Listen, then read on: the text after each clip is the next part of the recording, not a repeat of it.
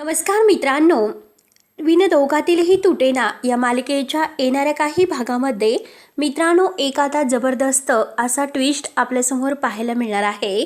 कारण मित्रांनो आता समर आणि सोनंदी यांच्यातील विण आता घट्टी कशी होत आहे आणि कधी ना नातं स्वीकारणारा, कोणत्याही नात्याला नवरा बायकोचं नातं न मानणारा समर चक्क सोनंदीच्या प्रेमात कधी पडून जातो आणि सोनंदीला अगदी सगळं काही तिच्या मनासारखं सर्व काही करून सोनंदी खुश कशी होईल यासाठी तो प्रयत्न करत राहतो. आणि सोनंदीसाठी काय नवीन आहे हे अगदी तिच्या आनंदाचा भाग म्हणून तिच्यासाठी सर्व काही करणारा हा जो काही समर राजवाडे आहे, तर मात्र चक्क सोनंदीला आता याचं तिच्या वाढदिवसाचा सरप्राईज कसा देतो ते आपण ह्या व्हिडिओमध्ये बघणार आहोत.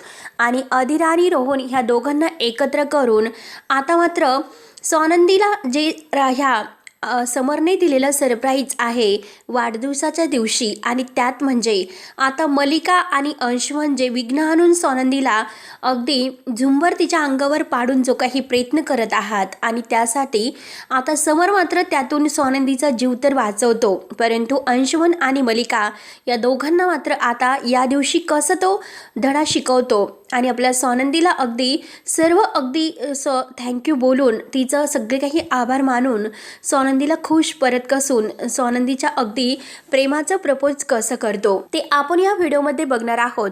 त्यासाठी मित्रांनो व्हिडिओ शेवटपर्यंत नक्की बघत राहा. आणि जर तुम्ही आपल्या चॅनलवर नवीन असाल तर ह्या चॅनलला सबस्क्राईब करण्यासाठी मात्र विसरू नका. तेव्हा चला तर मित्रांनो, आता मात्र वेळ कसली वाट बघतात. आता म्हणजे रोहन चक्क आता अधीराला घ्यायला घरी आलेला आहे.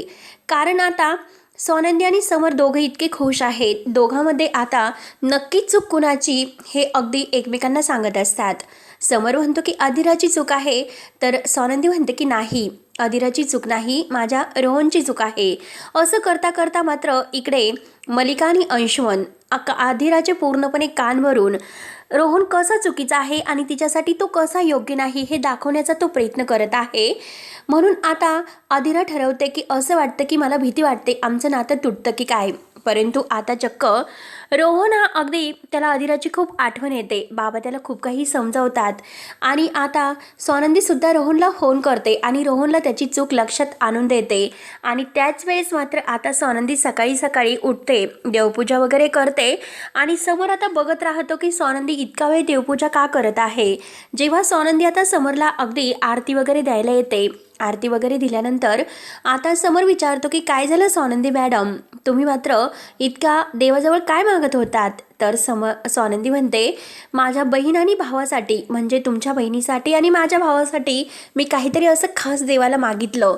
तेव्हा आता त्याच वेळेस आता चमत्कार होतो. तर काय चक्क रोहन हा अधीराला घ्यायला घरी येतो. आजी म्हणते की आज सकाळी सकाळी रोहन आलेला आहे आणि आता समरला तर रोहनला बघून खूप आनंद होतो.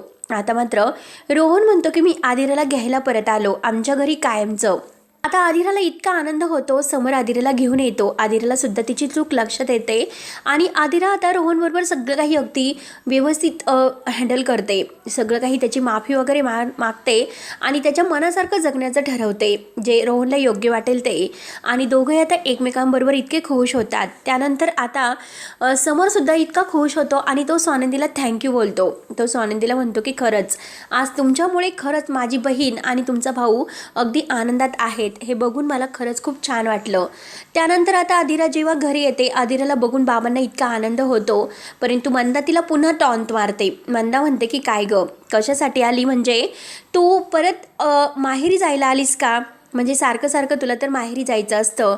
तेव्हा आता अधीरा म्हणते की नाही, मी कायमची या घरात राहायला आले, ते पण माझ्या हक्काच्या घरात माझ्या नवऱ्याबरोबर मी राहायला आलेले आहे. माझा नवरा अगदी पुन्हा मला या घरात घेऊन आला, त्यामुळे आता मला काही फरक पडणार नाही. कोणी कितीही टॉन्ट मारले, कोणी काही केलं तरी मात्र मला माझ्या हक्काच्या घरातच राहायचं आहे आणि इथेच माझं सुख आहे. रोहन जिथे सुखी तेथे मी सुखी. अधीराचं हे बोलणं ऐकून बाबांना फार आनंद होतो आणि पुन्हा आता अधीराचं छान छान असा गृहप्रवेश करून तिचं औक्षण केलं जातं आणि आदिरा खुश होऊन घरात येते. त्यानंतर आता समर आणि स्वानंदी सकाळी सकाळी तयार होत असतात. तर स्वानंदी आता आपले केस वगैरे विंचरत असते. केस आता धुतलेले असल्यामुळे ती आता पाणी वगैरे केसांचं झटकत असते आणि तेवढ्याच समरच्या अंगावर ते केसांचं पाणी पडतं. समर आता स्वानंदीकडे सारखा पाहत असतो. स्वानंदी म्हणते की सॉरी माझे केसाचं पाणी तुमच्यावर उडाले. तेव्हा आता लगेच समर म्हणतो की काही हरकत नाही आणि तेवढ्यात मात्र आता आदिराचा कॉल येतो. कारण आता इकडे मंदा आणि म्हणजे बाबा आणि रोहन यांची बोलणं सुरू असतं की आज स्वानंदीताईचा वाढदिवस येत आहे आणि स्वानंदीताईच्या वाढदिवसाला मात्र आपण तिला इकडे घेऊन यायचं का, माहेरी तिचं आल्यानंतर छान असं औक्षण सेलिब्रेट करायला हवा तिचा वाढदिवस. तेव्हा आता रोहन म्हणतो की बाबा पण आता आपला स्वानंदीताईवर काय हक्क, कारण जोपर्यंत आपण येथे होतो तोपर्यंत मात्र तिचा वाढदिवस आपण दणक्यात साजरा करत होतो. आता तिच्या नवऱ्याची जी काही इच्छा असेल तर तसं होऊ शकतं. तेव्हा आता आदिरा विचारते की काय स्वानंदीताईचं म्हणजे नंदूताईचा वाढदिवस आहे का. रोहन म्हणतो की हो.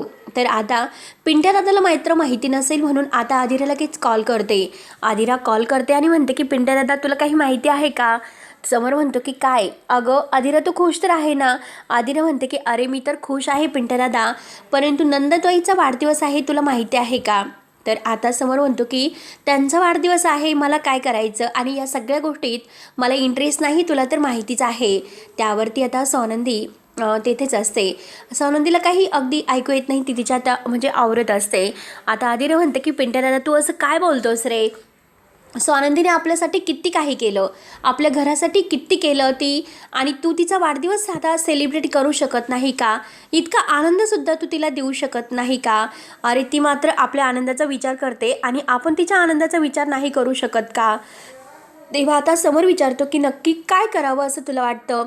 तेव्हा लगेच आदिरा म्हणते की अरे काय करावं असं असं तुला वाटतं, तू मला हे विचारायला नको आहे, कारण आता हे सर्व मात्र तूच ठरवायचं काय करायचं आणि काय करायचं नाही, हे सगळं तुझा हक्क आहे. कारण नंदूताईशी तुझं आता लग्न झालेलं आहे आणि नंदूताईशी लग्न होऊन आता तुला हे सर्व हँडल करावे लागेल. त्यानंतर मात्र आता समर म्हणतो की ठीक आहे. आता लगेच त्याला आपल्या वेगवेगळे मराठीवरील जे सिरियल्स आहे तर त्यामधील आता प्रत्येकजण आता समरला व्हिडिओ कॉन्फरन्स कॉल करतो. लॅपटॉपवर त्यांचा हा व्हिडिओ कॉन्फरन्स कॉल सुरू असतो. आता प्रत्येकजण म्हणतो की अरे बायकोचा वाढदिवस आहे आणि तुला माहिती नाही, तू बायकोला काय असं सरप्राईज देणार आहे बरं. त्यावरती आता समरला काही कळत नसतं. समर म्हणतो की हे नक्की मला असं का म्हणतात, बायकोला सुद्धा सरप्राईज द्यावं लागतं का. तेव्हा आता प्रत्येकजण म्हणतात की हो बायकोसाठी छान असं डेट प्लॅनिंग वगैरे कर, सगळं काही छान होईल. तेव्हा आता समर म्हणतो की ठीक आहे. सगळेजण म्हणतात तर मी आता स्वानंदीला सरप्राईज देतो. रात्री 12 वाजता तो आता स्वानंदीला विश करतो, स्वानंदीला हॅपी बर्थडे करतो. स्वानंदीला खूप आनंद होतो. स्वानंदी थँक्यू वगैरे म्हणते आणि चक्क समर राजवाडे तुम्ही मला विश केलं आणि माझा वाढदिवस तुमच्या लक्षात आहे का. हे सगळं काही आता झाल्यानंतर आता मात्र त्याने चक्क दुसऱ्या दिवशी स्वानंदीसाठी पार्टी आयोजित केलेली आहे आणि त्यासाठी तो आदिरा रोहन यांना घरी बोलावतो. तुम्ही लवकरात लवकर यायला हवं, कारण आता स्वानंदीला असं सरप्राईज द्यायचं आहे की कायम त्या खुश असतील. त्यासाठी मात्र सर्व प्लॅनिंग वगैरे सुरू असतं आणि त्याच वेळेस आदिराचा आता कॉल आलेला आहे तो मलिकाला. मलिका म्हणते की आई तयारी कुठपर्यंत आली. आता मात्र मलिकाला माहिती नसतं की कसली तयारी. घरात तर आता सेलिब्रेशनची तयारी सुरू आहे, परंतु कुणाला माहिती नसतं की कसलं सेलिब्रेशन आणि कसलं काय. तेव्हा आता लगेच आदिरा म्हणते की अगं नंदूताईचा वाढदिवस आहे. आता लगेच नंदूताईचा वाढदिवस आहे म्हटल्यानंतर लगेच आता मलिकाचा खूप जळफळाट होतो. मलिका म्हणते की बरं हो मी तुला नंतर कॉल करते डॉल, तू नंतर कॉल कर, तुला तर इकडे यायचंच असेल. आदिरा म्हणते की हो त्याचीच तयारी सुरू आहे, नंदूताईला सरप्राईज द्यायला मला यायचंच आहे, पण खास असं सरप्राईज पिंट्यादादाने दिलेलं असेल. तेव्हा आता पिंट्यादादाने सरप्राईज दिलेलं असेल म्हटल्यानंतर मलिकाला खूप राग येतो. आता मलिका म्हणते की नक्की अंशुमनला कॉल करावा लागेल. ती लगेच घाईने आदिराचा कॉल कट करते आणि आता अंशुमनला बोलावून घेते. अंशुमनला म्हणते की अरे बघ समर आणि स्वानंदी मात्र एकमेकांच्या खूप जवळ येत आहे आणि चक्क समर स्वानंदीचा इतका विचार करतोय. तिच्या वाढदिवसासाठी सरप्राईज पार्टी आहे आणि त्याचं सेलिब्रेशनसाठी पूर्ण मात्र डेकोरेशनची तयारी सुरू आहे आणि आपल्याला यामध्ये काहीतरी करावं लागेल. या स्वानंदीला मात्र समरपासून दूर करावं लागेल. त्यासाठी काय असं प्लॅनिंग आपण करू शकतो. तेव्हा आता अंशुमन म्हणतो की माझ्या डोक्यामध्ये एक प्लॅनिंग आहे, कारण जेव्हा आता स्वानंदी तो केक कट करायला जाईल त्यावेळेस मात्र तिच्या डोक्यावर जे झुंबर आहे तर ते झुंबरच्या कड्या वगैरे सेल करून आपण त्याच वेळेस ते झुंबर स्वानंदीच्या अंगावर पाडू शकतो. आता मलिका म्हणते की बेस्ट प्लॅन आहे. आता काही न कळता मात्र हे आपण केलं नाही असं दाखवायचं आणि स्वानंदीला अगदी समोरच्या आयुष्यातून घालवायचं. तेव्हा आता ह्या अंशुमनने मात्र आता सर्व अगदी व्यवस्थित तयारी करून ठेवलेली आहे. झुंबर त्या क्षणाला कसं पडलं पाहिजे स्वानंदी जेव्हा तो केक कट करायला जाईल. आता वाढदिवसाची पूर्ण तयारी वगैरे होते. स्वानंदीसुद्धा खूप छान तयार होते. सगळेजण आता पार्टीसाठी आलेले आहेत. स्वानंदी खूप सुंदर दिसत आहेत आणि सगळ्यांच्या समोर मात्र पुन्हा हॅपी बर्थडेच्या शुभेच्छा स्वानंदीला देतो. निकिता आणि आनंद तर खूपच खुश होतात. आनंद आता मलिकाकडे रागाने पाहत असतो, कारण निकिताला तर इतका राग येतो असं वाटतं की त्या मलिकाच्या आत्ता जावं आणि एक कानामागे सनसन द्यावी. परंतु निकिता आता शांत राहते. आनंद तिला शांत करतो. सगळेजण आता स्वानंदीला शुभेच्छा देतात. समोर मात्र छान असा जो काही मस्त रेडिओ आहे स्वानंदीला अगदी गाणं ऐकण्यासाठी तिच्या आवडीचे, आणि ते मात्र आता गिफ्ट देतो. स्वानंदी खूप खुश होते. स्वानंदी आता खुशून मात्र त्याच्यामध्ये तिच्या आवडीचं गाणं वगैरे चालू होतं. त्यानंतर मात्र सगळेजण आता विश केल्यानंतर रोहनचे बाबा सगळेजण आलेले आहेत. सगळेजण छान आता तयार होऊन स्वानंदीला अगदी प्रत्येकजण गिफ्ट वगैरे देतो आणि तेवढ्यात मात्र मलिका आणि अंशुमन बाजूला होतात. आता बाजूला झाल्यानंतर मलिका मात्र आता अंशुमन म्हणते की हो, काम अगदी फत्ते झालं पाहिजे आणि कोणाला संशयसुद्धा यायला नकोय, जे आपण ठरवलेलं आहे तेच व्हायला हवे असे बोलून मात्र आता अंशुमन जेव्हा त्या झुंबरच्या कड्या वगैरे आहे ते सेल करून ठेवतो आणि तेवढ्यात मात्र जी साखळी आहे तर त्याने ती बाजूला दोरखंड बांधून साखळी अगदी ठेवलेली आहे आणि त्याच वेळेस तो थोडासा बाजूला जातो आणि बाजूला गेल्यानंतर आता त्या झुंबरची जी काही ती कडी आहे तर ती साखळी सोडतो, जेणेकरून हळूहळू झुंबर मात्र खाली येत असते आणि आता कुणाचाही लक्ष नाही. स्वानंदी मात्र केक कट करत असते. सगळेजण आता हॅपी बर्थडे विश करत स्वानंदीला अगदी खुश करत असतात. स्वानंदीसुद्धा केक कापत असते आणि त्याच वेळेस आता निकिताचं लक्ष जातं. निकिता जोरात आता ओरडते स्वानंदी म्हटल्यानंतर आता समोर वर बघतो आणि वर बघितल्या क्षणी तो आता स्वानंदीला बाजूला घेतो. स्वानंदी बाजूला झाल्या क्षणी ते झुंबर मात्र आता टेबलवर पडतं आणि टेबलवर पडल्यानंतर समर आणि स्वानंदी बाजूला एकमेकांच्या मिठीत जाऊन पडतात आणि आज मात्र स्वानंदीचा जीव समरने वाचवलेला आहे आणि आता दोघं एकमेकांकडे पाहत आहेत. दोघं एकमेकांकडे पाहत असताना आता मात्र स्वानंदी अगदी खुश होत म्हणजे समरकडे बघते आणि समर म्हणतो की स्वानंदी मॅडम, लक्ष कुठे आहे तुमचं? आज काय परिस्थिती तुमच्यावर ओढवली होती? तुमच्या जीवाला जर काही बरं वाईट झालं असतं तर मी काय केलं असतं? आता मात्र लगेच स्वानंदी म्हणते की पण मला एक कळत नाही, आता हे झुंबर खाली पडलेच कसे?